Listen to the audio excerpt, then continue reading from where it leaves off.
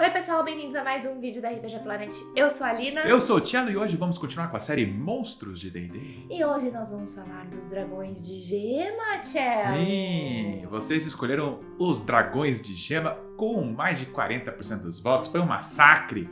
E sabe quem foi rebaixado dessa vez, Lina? Não. Prepare seu coração. Aconteceu. Quem caiu? Quatil. Ah, gente. Quatil 7%. Numa luta ali pra ver quem que ia cair, se era o Yeti ou o Quatil caiu. Que pena. Bom, Tudo bem. paciência. Paciência. Né? E lembrando que nós já temos aqui no canal um vídeo muito bacana sobre dragões, no Sim. geral. Né? E aí nesse vídeo tinha ficado faltando, né, falar dos dragões de gema. Sim. Mas valeu a pena, Cello, porque agora a gente vai falar tudo atualizado com o lore da quinta edição. Exatamente, porque Certo? saiu o livro Fizban's Treasury of Dragons, trazendo finalmente os dragões de gema para a atual edição de D&D. Então vamos lá.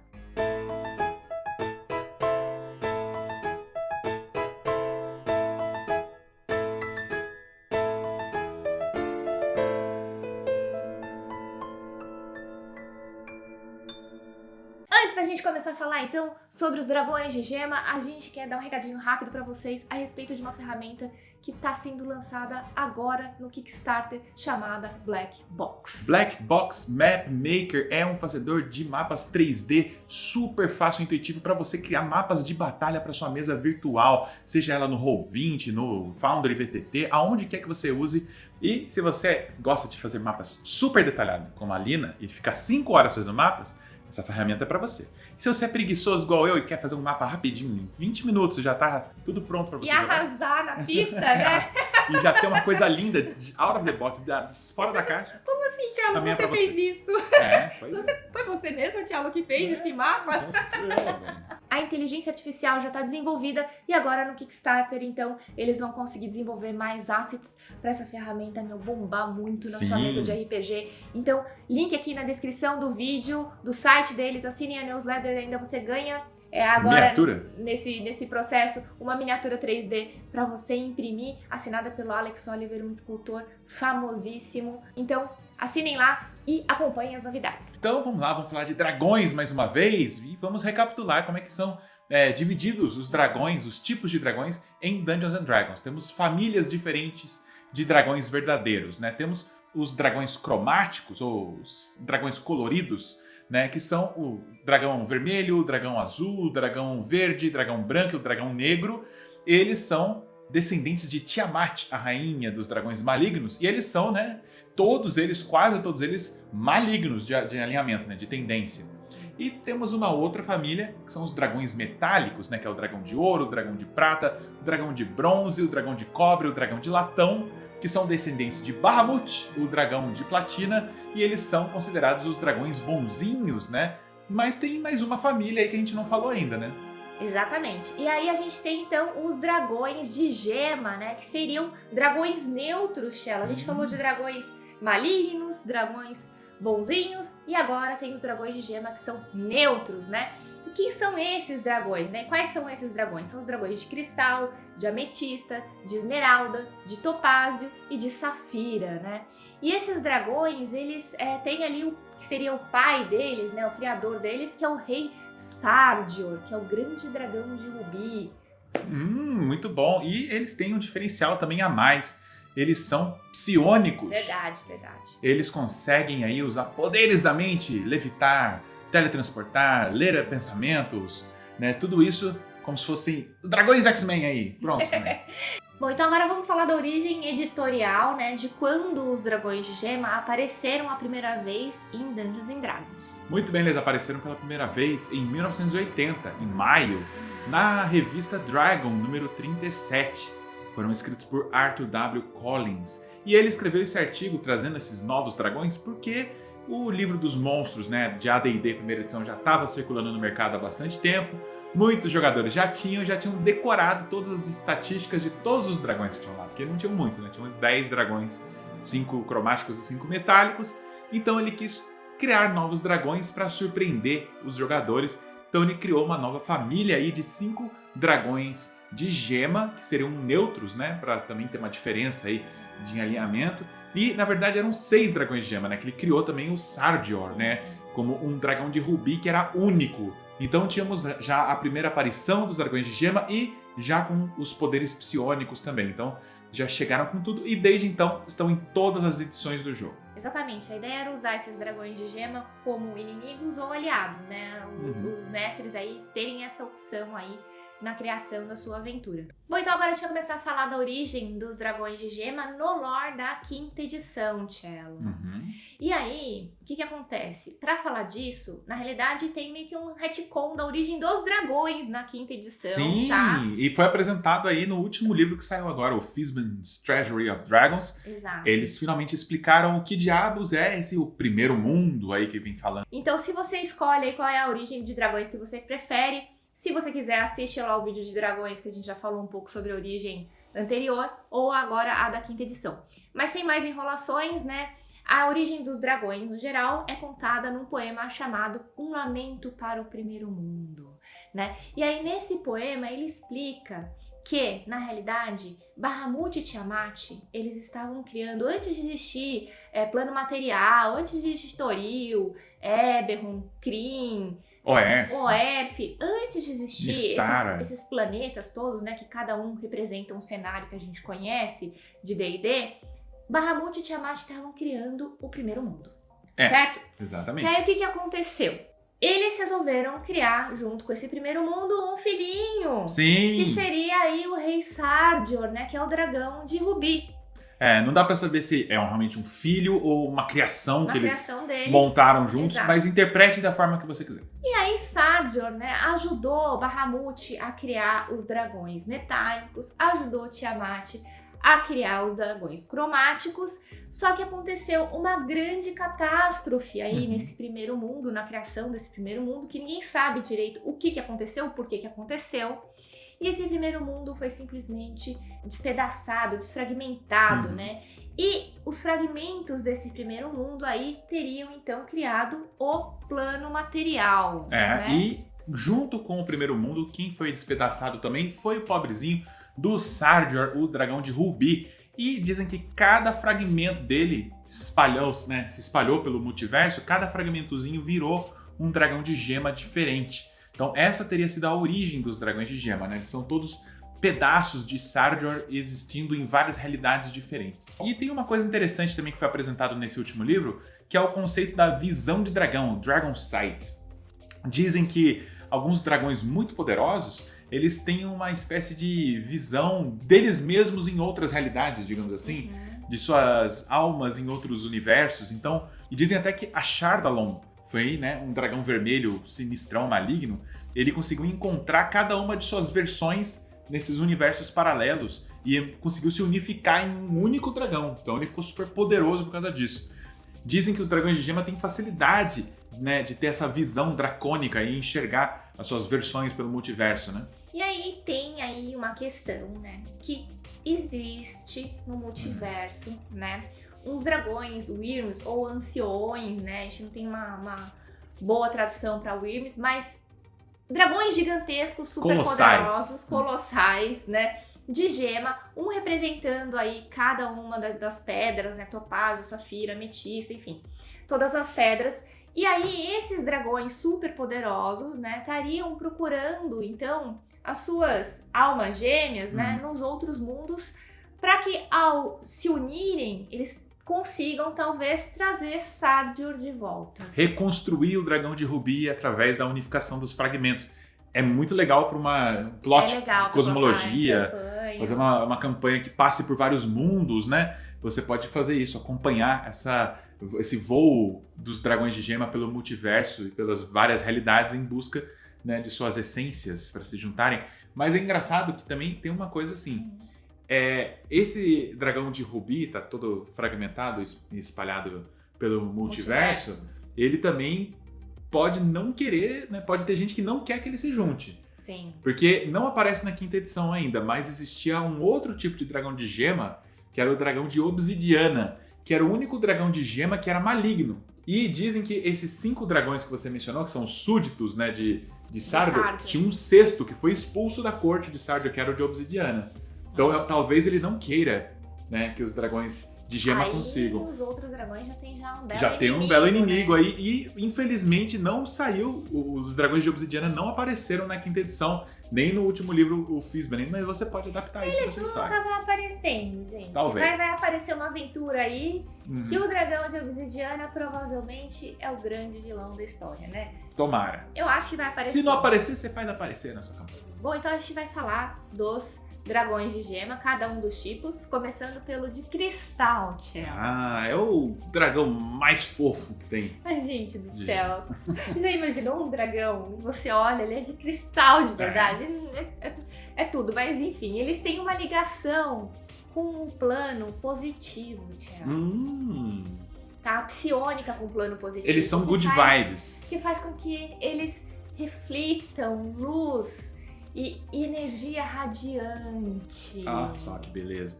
E eles são assim, né, de descrição física, quando eles nascem, eles são meio brancos, assim, Uhum, muito parecidos com um dragão branco mesmo. uhum. Só que quando eles vão crescendo, as escamas vão ficando mais transparentes cada vez mais, né?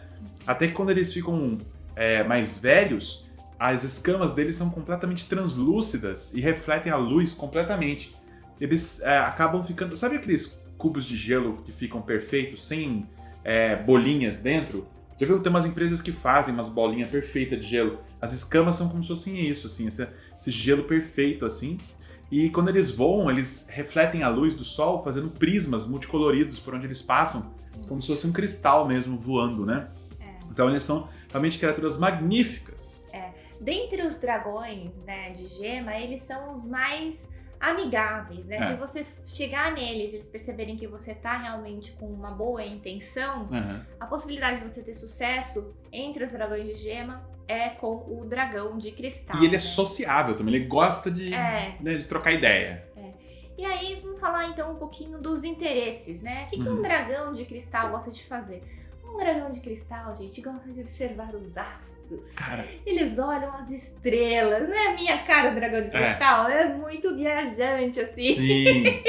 Olham as estrelas, eles gostam de observar as movimentações no céu e através dessa observação de todas essas anotações de milhares de anos, eles conseguem fazer previsões. Exatamente. Então já temos aí ganchos de aventura, caso você queira inserir um dragão de cristal. Ele pode ser uma espécie de oráculo que mora perto do vilarejo dos personagens, que as pessoas de tempos em tempos vão lá e ele faz um mapa astral do seu personagem, alguma coisa Ele assim. pode até fazer, É? né? Se o seu personagem merecer. Se Ou se de merecer. repente fazer um mapa do que acontecerá com o grupo, né, Sim. no geral. Bom, e o habitat deles, eles escolhem viver normalmente em lugares gelados, né? Eles dividem território com os dragões brancos e muitas vezes isso gera conflito entre esses dois tipos de dragões. Apesar de que o dragão de cristal é tão gente boa que eles podem até criar dragões brancos. Ovinhos de outros dragões, Se eles né? encontrarem ovinhos de dragão branco, eles podem domesticar e criar eles e os dragõezinhos brancos ali vão ser good vibes igual eles. Então,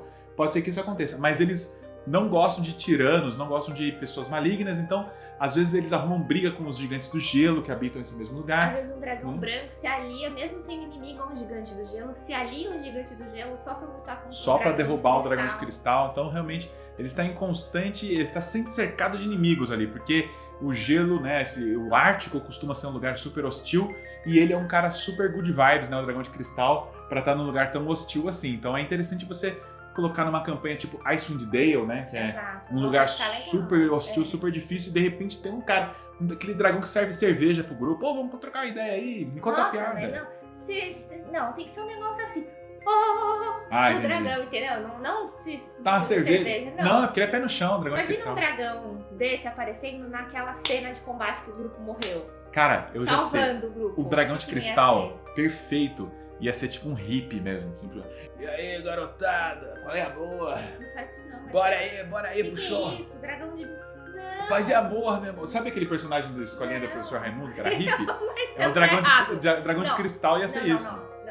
É um negócio mais... Pô, entendeu? maior vibração, bro. Não. Vamos falar do sopro do dragão. E o sopro chama sopro cintilante. É um cone de energia radiante que dá dano nos inimigos e ao mesmo tempo regenera cura o dragão.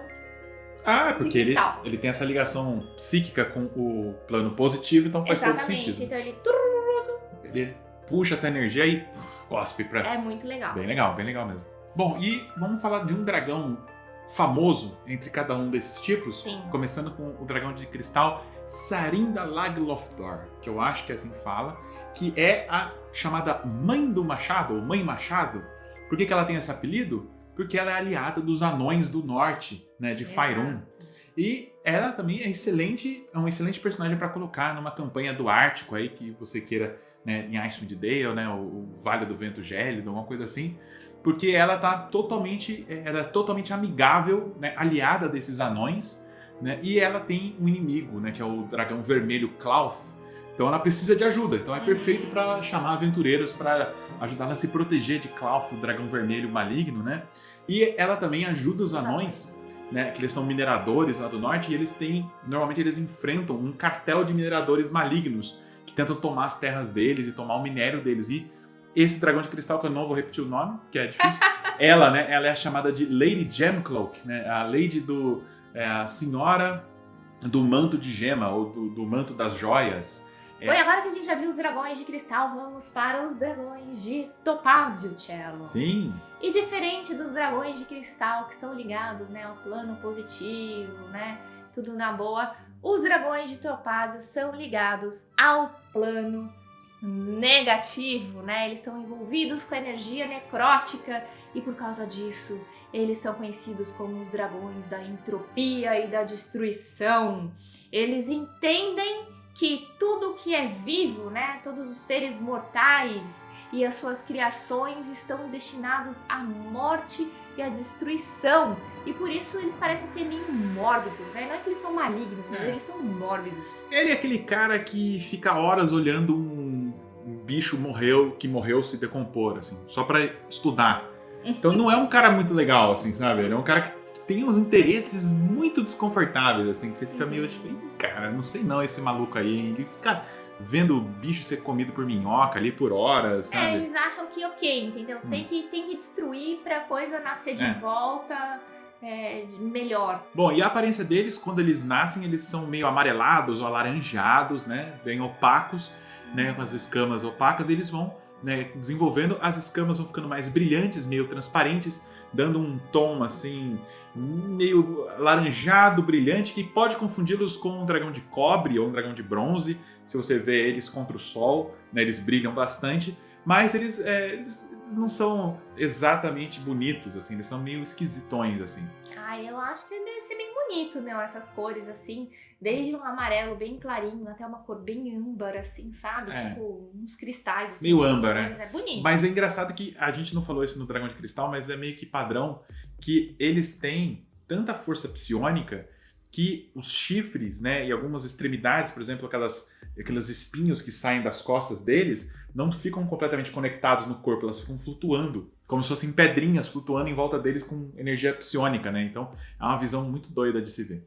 Bom, e eles costumam morar em regiões costeiras, né? Normalmente aquelas montanhas que ficam próximas do mar ou em pântanos salgados. Mas, cara, eles são os dragões mais garota enxaqueca que tem. Porque apesar de morarem perto de lindos lugares assim, aquáticos lindos, eles não gostam da água. Não. Eles não gostam de se molhar. Eles ficam, que nojo, molhado. Mas eles adoram comer uma lula gigante. O prato favorito deles é lula gigante. Então eles são obrigados de tempos em tempos a nadar. E eles são ótimos nadadores. Mas eles reclamam o tempo inteiro. Eles, eu vou ter que nadar. Então vamos lá. Aí ele vai e mergulha, acha uma lula gigante. Come a lula. Tá tava boa, tava ótimo, eles adoraram. Mas nem tava tão boa assim, sabe? Não tava tão boa, fiquei todo molhado. Eles são muito chatos, eu gosto muito deles por causa disso. E também falando um pouquinho dos interesses dos dragões de topázio, eles gostam, né, de estudar a morte. Então tudo que é relacionado, por exemplo, a magias de criação, né, de animar mortos-vivos, por exemplo, são coisas que eles têm interesse em estudar. E eles gostam também de estudar magias que fazem coisas aparecerem do nada. Então, sim, eles gostam tanto de magias que destroem, tipo desintegrar, como magias que fazem coisas brotarem do nada, porque é o campo de filosofia deles. Né? Exato. E, inclusive, tem até uma coisa possivelmente perigosa que eles gostam de fazer, que eles são fascinados por mortos-vivos. E Vamos criar uns mortos-vivos aqui, que eu vou ver eles se decompondo. Isso, ele quer ver exatamente o que é capaz de fazer com eles. Como ele é carregado de energia necrótica, pra ele é fácil levantar alguns mortos e ver, né, como se fosse, sabe aquelas pessoas que têm aquário de formiga? Uhum. Eles fazem aquário de formiga com zumbis, tá ligado? E aí falam assim, como você é burro, cara. Não, que loucura. Que loucura. O que você tá cavando por aí? Não tem nada aí, cara. Fica... Por que você quer cérebro? Mas isso pode colocar um dragão de topázio como um inimigo de algum paladino do grupo que é contra a existência de mortos-vivos, por exemplo, alguma coisa assim, né? Como a gente já viu. Tem até um possível embate dele com os dragões de bronze. Sim. Já porque eles dividem o mesmo território, né? Esse território marítimo, essas montanhas marítimas aí, é território também do dragão de bronze e eles são inimigos mortais, eles se odeiam. E o diferencial dele é que ele tem um sopro dissecante, né? Que é um sopro que dá dano necrótico na sua vítima e além de causar dano necrótico, ele tira a força, ele causa fraqueza nos seus combatentes, ou seja, a pessoa acaba dando menos dano quando tá usando uma arma que dá dano de força, que vai se somar ao seu atributo força, vai dar menos dano. Se também tem desvantagem em salvaguardas de força ou teste de atributo, enfim... É um horror. Ele é bom pra tancar a linha de frente aí do seu grupo, deixar o seu bárbaro fraquinho, imagina? Sinistro, meu. O Dragão de Topázio é uma luta boa. Não vai em Ravenloft não, obrigada. Bom, e o mais famoso dragão de Topázio é Astilabor. O Astilabor é confundido várias vezes como um deus dragão. Isso é muito frequente com os Wyrms anciões. Neste caso, ele é confundido com um deus da ganância, já que de muitas maneiras ele é o arquétipo perfeito para todos os dragões que juntam tesouros num grande covil. Seu desejo, porém, não nasce da ganância pura e simples, mas sim da vontade de se conectar com o plano material e também de se conectar magicamente com todas as suas versões nos diversos mundos. É através dos minérios e dos tesouros locais que ele aprende mais sobre a região em volta dele. Bom, então vamos para os próximos dragões de gema, que são os dragões de Safira. Sim. Os dragões de Safira, Cello, eles são militaristas e territorialistas, né? Então eles são muito perigosos, né? Se alguém quiser entrar no covil deles, provavelmente vai ter encrenca. Vai ter encrenca feia com eles, mas eles não saem simplesmente atacando.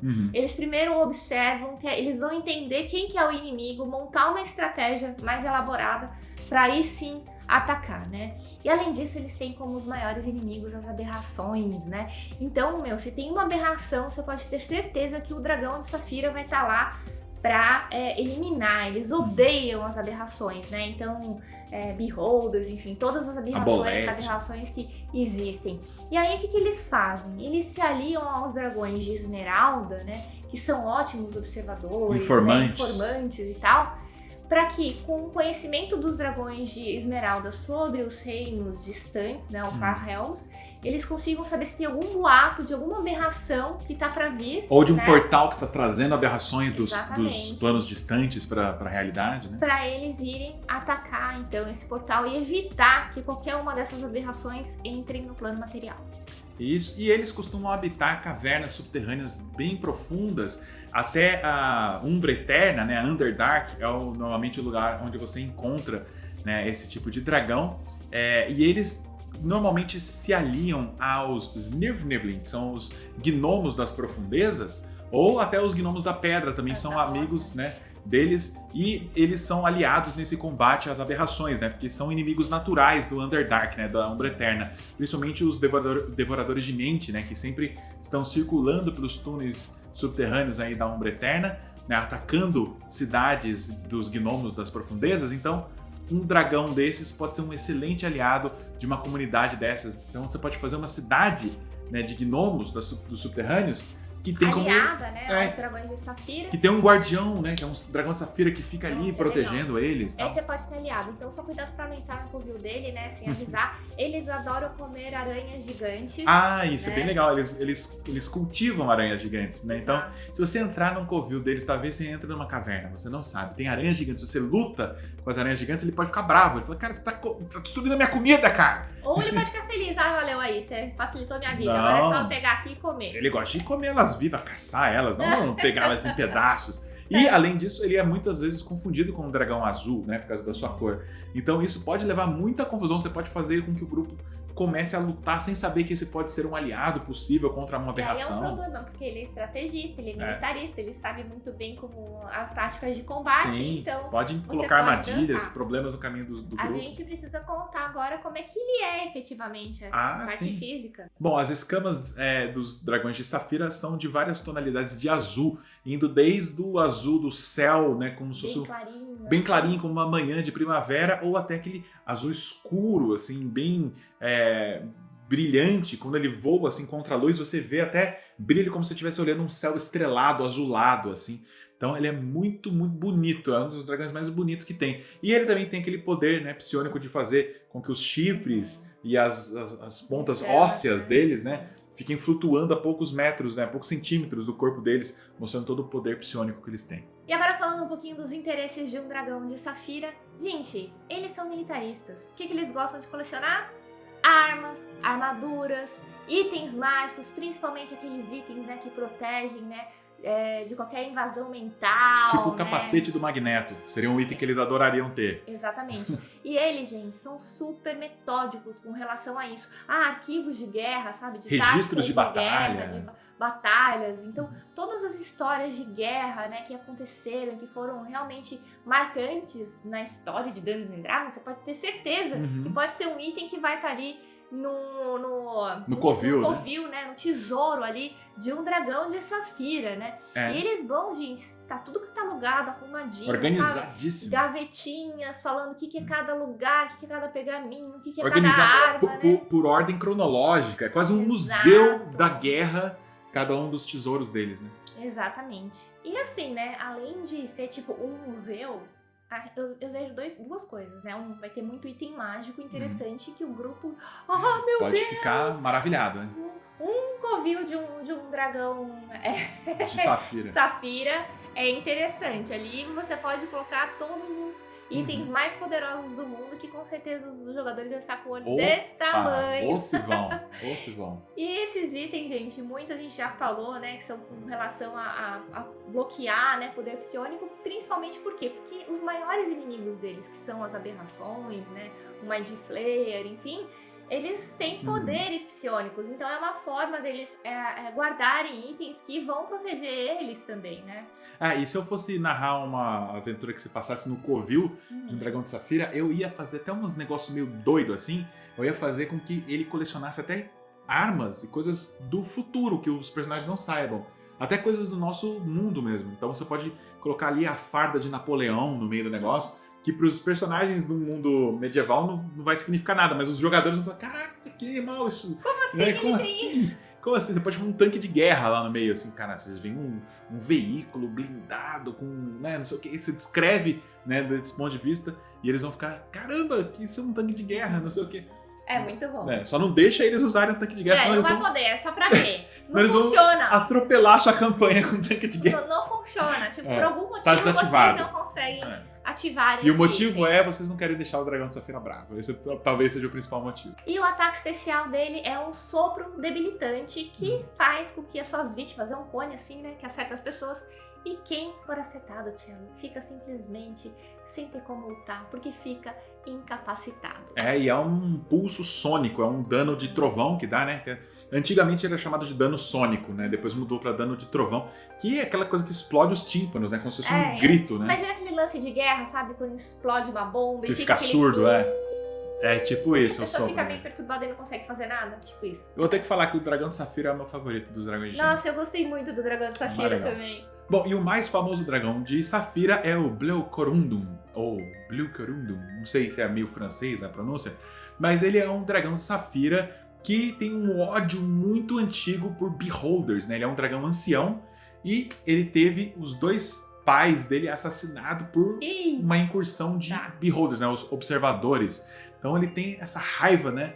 E ele caça observadores por onde ele vai. E em uma de suas buscas, ele acabou encontrando no lugar chamado Lago do Vapor, ao sul de Faerûn, ele encontrou uma ordem de cavaleiros. Só que esses cavaleiros, que são os cavaleiros da luz da lua crescente, eles estavam tipo num estado de sono, sono mágico, assim, todos eles dormindo, assim, tipo, né, esperando um dia que eles fossem despertos. E ele descobriu que essa ordem de cavaleiros era uma ordem que lutou contra observadores, contra beholders e outras aberrações, numa guerra num passado distante. E eles foram colocados por querer nesse sono mágico, para um dia eles forem necessários de novo, eles vão acordar para continuar numa nova luta. Então ele está aguardando o dia em que vai haver um grande ataque, né, de observadores e de aberrações vindas do Far Realm, né, dos reinos distantes. Então ele é o guardião do sono desses cavaleiros. Que legal. Gente, eu adorei o Dragão de Safira. E adorei, de verdade. Ele se auto-intitula o Sentinela de Safira, ou o Guardião dos Cavaleiros Adormecidos. Ele fica lá protegendo eles para ninguém atormentar eles, ninguém atacar eles enquanto eles dormem ou roubar os tesouros dele. Mas é uma existência solitária, eles ficam lá, né? Ele fica lá, esse dragão lá, sozinho lá, esperando o dia que esses caras vão acordar. Eu acho que esse é um dos melhores ganchos de aventura. É uma história muito legal. E ele tem como... O grupo tem que achar a antiga ordem da lua crescente. Da lua crescente. Parará, e quando o grupo chega, dá de cara com um dragão assim, ó, dormindo em cima do túmulo, né? Do lugar de descanso da ordem, assim. Tipo... De repente ele sobe assim com a cabeça dele, assim, aquele dragão lindo, azul, brilhante. Nossa senhora! Mas ao mesmo tempo, a parte, né, que ele é muito solitário, porque ele fica lá, a única companhia que ele tem são gárgulas que ele criou para ficarem ali protegendo o lugar com ele, e os gárgulas não são muito de conversar. Então, talvez ele até, quem sabe, busque companhia, ou de alguma forma se encontrar o grupo, ele não vai atacar de vez, mas vai querer saber quem eles são primeiro, mais por tédio, né, do que qualquer outra coisa. E agora a gente vai falar dos dragões de Esmeralda, Cello, que são os dragões de gema mais curiosos e astutos que tem. E apesar deles serem, assim, mais espertos, eles também são muito tímidos, eles não gostam ali de ficar aparecendo, né? Então os dragões de Esmeralda, o que eles fazem? Eles gostam de estudar civilizações, né? Os povos locais. Então onde eles ali estabelecem o covil deles, eles vão ali estudar o povo, né? E eles têm um interesse em particular sobre coisas mágicas, né?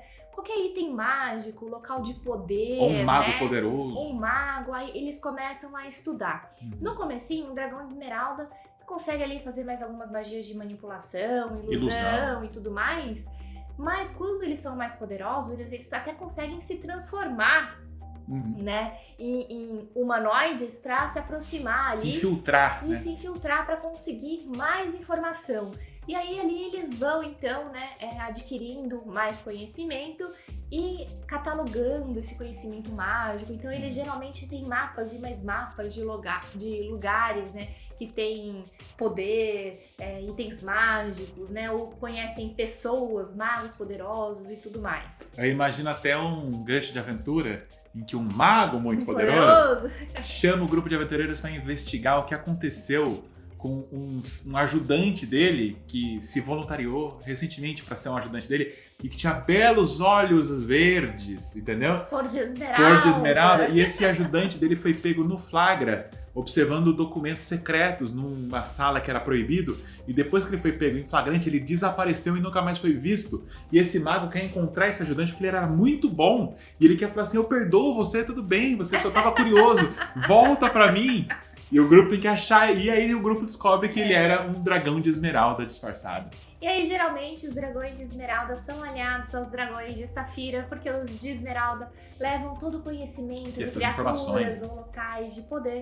E os de safira também tem uma coleçãozinha ali de coisas de guerra, né, e armas e tal. Então eles meio que se ajudam. E tem esse lance de os dragões de safira estarem buscando sinais de uma possível invasão de aberrações. Exato. E os dragões de esmeralda, como ficam de olho, né, nesses lugares mágicos, eles sempre têm alguma novidade. Ó, tem uns boatos surgindo aqui, que esse lugar é místico, ou que esse mago X está fazendo experiências, abrindo portais e tal, e acaba sendo informante aí dos dragões de safira, né?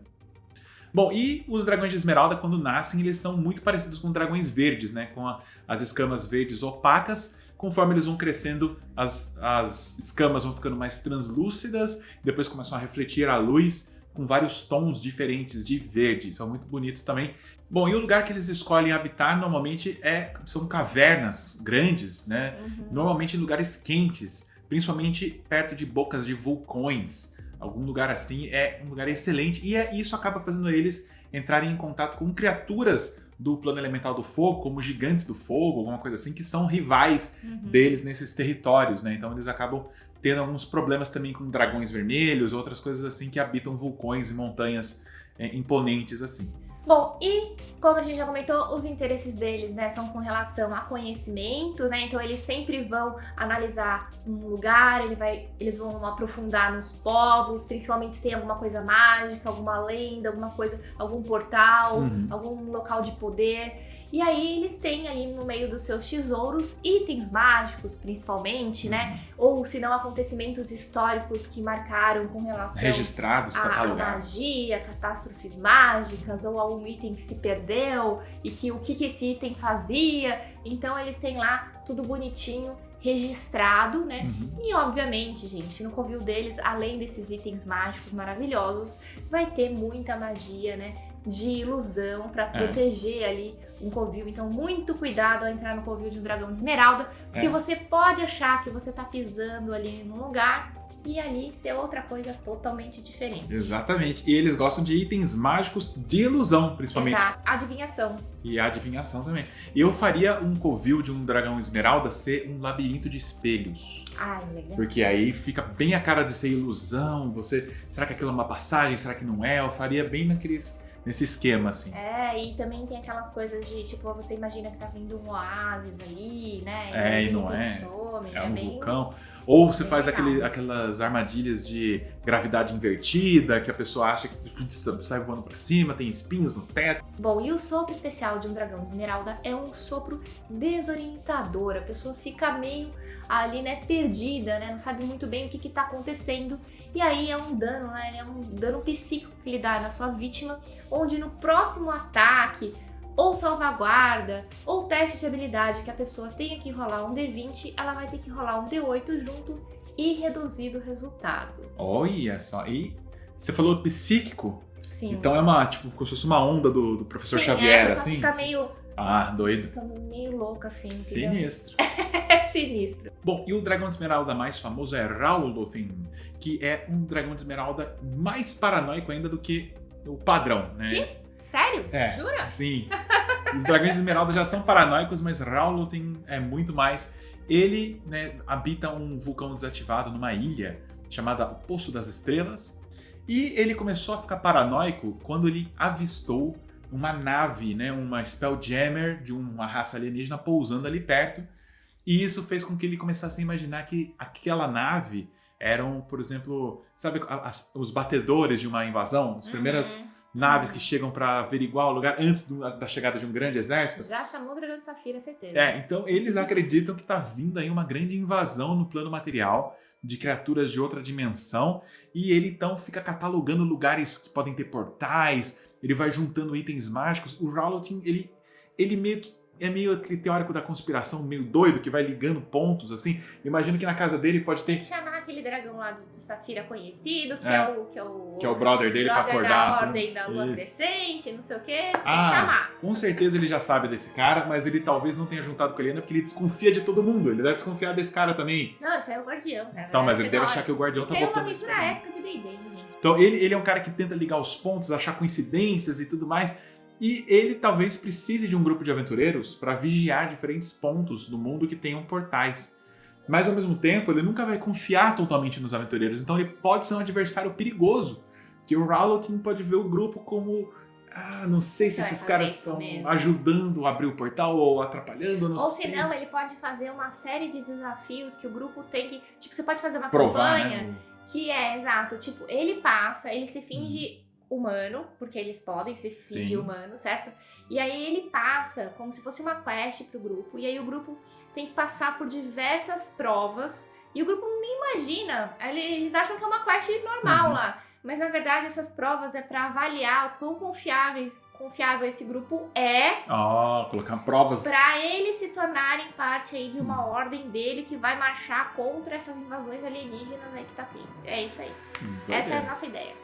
Muito bem, Tchela, então agora vamos falar dos dragões de ametista, que são os dragões de gema mais poderosos. Sim, uma espécie de líder entre os dragões de gema. Eles são muito poderosos porque eles estudam, eles são grandes amantes do estudo dos planos exteriores, eles conhecem a Grande Roda. Provavelmente eles foram as pessoas que mais assistiram, os dragões que mais assistiram os nossos vídeos de planos. Ah, com certeza. Porque eles gostam de estudar a natureza dos planos exteriores, né? O que acontece, eles até desafiam, eles são meio que o Sheldon dos dragões. Eles são físicos teóricos, né? Eles desafiam as leis da física e da natureza. Porque essas leis da física são coisas que são iguais em todos os mundos paralelos, digamos assim. Então ele quer saber qual a conexão, né? Por que a gravidade funciona, por que o tempo funciona. Eles são tipo Einstein, assim, né? Tentando estudar a relatividade e tudo mais. E eles são, além de fascinados pelos múltiplos planos exteriores, eles também são fascinados pelos múltiplos mundos do plano material. Então eles são basicamente os dragões que mais embarcam naquela história da visão dracônica, né? De ver os espelhos deles mesmos em outras realidades. Eles querem conhecer quais são as versões deles em outros mundos. Um dragão em Toril, né, um dragão de ametista, quer conhecer a versão dele em Kryn, quer conhecer a versão dele em Oerth, em Eberron, ou no jogo da sua casa aí que você está jogando nesse mundo que você criou. Eles querem conhecer esses outros dragões porque eles meio que estudam isso, né? O grande fascínio deles é esse. Talvez eles possam liderar aí todos os outros dragões de gema, né? Nessa caminhada para trazer Sardior de volta, né? Exatamente, tem bem a cara deles. E quando eles nascem, eles são roxos, assim, a escama roxa opaca. Quando eles vão desenvolvendo, eles vão crescendo, as escamas vão ficando translúcidas, refratando luz, deixando eles mais brilhantes em diversos tons de violeta e roxo. E engraçado que os olhos deles vão ficando pálidos, até ficarem totalmente brancos e brilhantes, assim, como se eles fossem um ser muito poderoso psionicamente. E são realmente muito psionicos. Muito poderosos. Estranho, imagina aquele olhão branco brilhando assim, aquele bicho todo ametista, roxo assim, lindão. Além disso, bom, eles também não gostam de aberrações, né? Odeio. Gente, o que eu achei legal nos dragões de gema é que existe, tipo, uma certa... Um tema. Uma afinidade também entre eles, né? Então você vê que tem ametista, safira e esmeralda, que meio que eles têm já uma certa relação, né? O de cristal também, que fica vendo as estrelas. Acho que o topázio é o mais esquisitão, né? O estranhão que fica meio por fora dessas coisas, né? Então dá pra vocês criarem alguma aventura que você pode introduzir todos esses dragões juntos que vai dar bom, eu acho. Apesar de que o topázio também ele estuda a filosofia da criação, então até tem a ver também. Sim. Mas o dragão de ametista, apesar dele ter também essa aversão às aberrações, gente, ele gosta de flunfis. Ele é muito fã dos flunfis. O dragão de ametista é meu amigo, gente. Ele é time flunf. Ele é time flunf. Porque ele acredita que mesmo entre as aberrações podem existir aliados, podem existir criaturas que vale a pena você estudar, não só destruir. Bom, e com relação aos interesses, né? Quais são os tipos de tesouro que um dragão de ametista guarda? Bom, eles guardam itens, principalmente itens extraplanares, né? Mágico. De lugares diferentes. Então, de repente, um cajado do plano elemental do fogo, né? Uma pedra do plano elemental do ar. Uma estátua da cidade de latão, lá, a cidade de bronze, né? Do plano do fogo, pode ser. Eles podem uma chave de sigil, uma chave, exatamente. Pô, bem legal. Ou então ele pode até ter uma das peças do cetro das 7 partes. Nossa, isso ia ser muito legal. Se você quer saber sobre o cetro das 7 partes, a gente tem vídeo sobre Aarakocra, planos que fala sobre o cetro, o que mais? Dos anjos que a gente fala sobre o cetro. Então, assim, tem bastante vídeo que fala sobre esse cetro. Se vocês ficaram curiosos, confiram. Bom, e o soco do dragão de ametista chama Singularity Breath, que é tipo um... sopro gravitacional. Sopro gravitacional, alguma coisa assim. A tradução é meio estranha, mas foi a melhor que a gente achou. Que é o quê? Ele, além de causar dano de força, né, que é o mesmo do Magic Missile, ele faz com que a pessoa não consiga se mover, né? Então isso daí é muito bom, né? Bem tático. A pessoa não acaba não conseguindo andar se e aí aproxima. ele vai e consegue dar mais ataque. É como se ele fizesse a gravidade ficar mais pesada para aquela pessoa que ele atingiu Exato. com o sopro de força dele, né? Bom, e o mais famoso dragão de ametista é conhecido como Eldenser, ou Espreitador. Ninguém sabe se ele está vivo ainda ou morto, mas a essência dele está por aí, porque ele sabe um feitiço, e ele já lançou esse feitiço, que faz a alma dele, ou a essência dele, entrar em alguma arma, principalmente lâminas, espadas. Então, de tempos em tempos, um grupo de aventureiros acaba encontrando aquelas espadas inteligentes. Essa inteligência pode ser dele, Eldenser pode estar lá. Por isso que ele é o espreitador, que ele fica investigando o que os grupos de aventureiros estão fazendo. E ele pode estar em mais de uma arma ao mesmo tempo. Sim. A essência dele pode estar fragmentada em diversas armas mágicas espalhadas pelo mundo, coletando informações de lugares diferentes. Né? É uma ótima forma, porque ele tem como viajar, né? Tem como viajar por vários planos, vários lugares e coletar informações de onde aventureiros... Ele não precisa viajar, os aventureiros viajam por ele. Ele fica lá só esperando. Eu acho que ele pode estar vivo ali de uma forma, usando igual um cérebro, igual do Professor Xavier, sabe? Sim. Ele fica observando os grupos usando as armas. Os grupos que usam as armas dele, ele consegue enxergar. Mas ele, se ele estiver vivo, ele deve estar muito protegido, porque ele deve ter pra colocar a essência dele em fragmentos, em itens mágicos, o negócio é punk. Ou ele pode estar num estado ali de sono, que ele só pode despertar o dia que todas as armas que tem a essência dele foram reunidas em um único lugar, e aí ele desperta. Pode ser um gancho de aventura legal ou ele também. pode, sei lá, também pode ser um gancho de aventura, ou ele pode decidir acordar em algum momento quando ele achar que ele coletou todas as informações e aí essas armas deixam de ser mágicas, né? Porque ele é muito poderoso, gente. Ele estuda todos os planos. Eu faria as armas mágicas dele despertarem ao mesmo tempo. Você não sabe que é mágica até ele despertar e de repente sua espada sai voando, assim, falando. É muito legal, é muito legal. Bom, e antes da gente terminar, é bom também lembrar que a origem, né, dos Dragões de Gema mudou, né, na quinta edição, a gente falou já no começo, mas pra quem gosta da origem dele das edições anteriores, na terceira edição, principalmente em Forgotten Realms, o Sardior, ele continuou vivo, assim, Sim. né, aliás, ele tinha uma história muito doida, que a corte dele não era um lugar extraplanar, apesar dele ser um deus entre os Dragões de Gema, ele era uma criatura física que habitava um castelo voador, que ficava sempre na sombra do sol, em volta de Faerûn, né? Lembrando que Sardior é o dragão de Rubi. O dragão de Rubi, né? É o rei dragão. O rei deles, né? E dizem que às vezes dá pra você ver o castelo flutuante dele à noite, e é como se fosse uma lua vermelha passando pelo céu, e lá que ele tá, como se fosse um satélite em volta do mundo de Toril. Então, se você não gostou que ele foi destruído na lore da quinta edição e quer usar o Sardior, você pode fazer uma dungeon, ser o castelo flutuante dele. E talvez ele não tenha sido destruído, ele simplesmente adormeceu e está lá precisando ser desperto, alguma coisa assim. Eu acho que adormeceu e precisa ser desperto, ok, mas porque a ideia dessa cruzada dos dragões de gema, né, precisarem unir todas as suas almas de todos os planos para conseguir trazer o dragão de Rubi de volta, eu adorei. Sim. Eu de verdade adorei e eu acho que eles devem fazer uma aventura disso, gente. Não ia trazer os dragões de gema se não tivesse e falar que o Sardior morreu pra não fazer isso. Eu acho que vai ter uma aventura. Ou o Sardior morreu mesmo, mas o castelo dele continua flutuando ali em volta e quando eles conseguirem, aí junta a história dos dois, entendeu? Sim. Quando eles conseguirem, é lá que ele vai aparecer. O castelo é da hora. O castelo é da hora. Um castelo no espaço, orbitando o planeta. Um castelo de Rubi. É muito da hora. E você pode fazer... planeta, né? Tipo... o planeta onde tá rolando suas aventuras. Ou pode ser todos os planetas. Ou todos os planetas. Ou é um castelo só que circula todos ao mesmo tempo. Doido. Gente, eu espero que vocês tenham gostado desse vídeo. Que a gente fez um super trabalho de pesquisa, então eu espero que vocês tenham gostado. Contem aqui embaixo se vocês já encontraram com algum dragão de gema. E também... votem no próximo monstro aí da série Monstros de D&D. A votação está na aba Comunidade aqui no YouTube e é só escolher qual monstro você quer que a gente fale aqui. É isso aí, gente. Valeu! Tchau! Eu não entendi. Deles. De novo então. Tá, 3, 2, 1.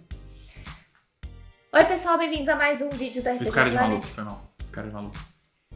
Pode ser. Nossa, tá precisando de um desse Ravenloft, de verdade? Imagina. Um bem intencionado, não, Não, Madame Eva. já temos uma Madame Eva aí. Deixa a Madame Eva. Não, Madame Eva.